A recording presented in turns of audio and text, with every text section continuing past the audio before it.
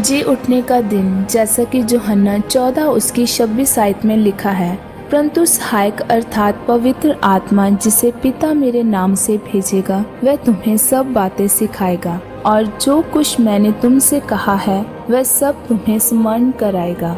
मेरे प्रियो, जब आप परमेश्वर में पवित्रता के साथ आगे बढ़ते जाते हैं और जब आप परमेश्वर के वचन का प्रचार करते हैं तो आपको यह चिंता नहीं होती कि आपने क्या बोलना है। बाइबल कहती है कि पिता का आत्मा तुम में से होकर बोलेगा। एक बात आपको हमेशा समझ आनी चाहिए कि आपका अच्छा प्रचार आपकी पढ़ाई से कभी नहीं निकलता कि आपने बाइबल की अच्छी पढ़ाई की है और आप एक प्रभावशाली प्रचार कर सकते हैं। हमेशा आपका अच्छा प्रचार तब निकलता है जब आप कई कई घंटे घुटनों पर प्रार्थना करते हैं। मैं जानता हूँ कि परमेश्वर अपने लोगों को वचन के द्वारा चंगा करता है, आजाद करता है। जो वचन आप ध्यान से सुनते हैं वो प्रयोजक रूप से आपके जीवन में पूरा होता है।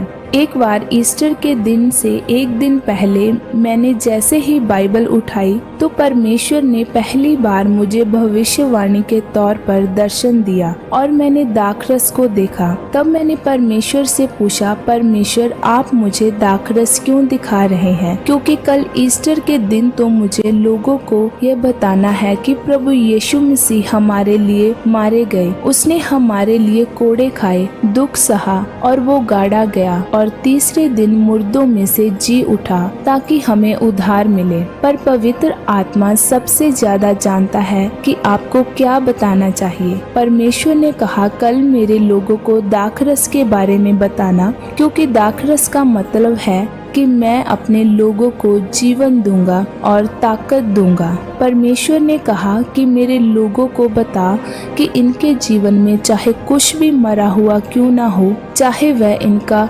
व्यापार हो, शरीर हो, रीढ़ की हड्डी हो, टांग की हड्डी हो, वो इनका विवाहित जीवन हो, वो सब इस वचन को सुनने के द्वारा जी उठेगा। परमेश्वर ने कहा, मैं इस चर्च के लोगों की शर्मिंदगी को खत्म करने जा रहा हूँ और मैं इनके जीवन में एक नया दौर शुरू करने जा रहा हूँ। इनका जीवन अद्भुत चिन्हों से भरा हुआ होगा। इसलिए परमेश्वर के वचनों पर विश्वास करें और घुटनों के बल परमेश्वर के सामने रोज समय बिताएं, ताकि परमेश्वर पवित्र आत्मा के द्वारा आपकी अगुवाई कर सके। परमेश्वर आपको इस वचन के द्वारा आशीषित करे। आमीन।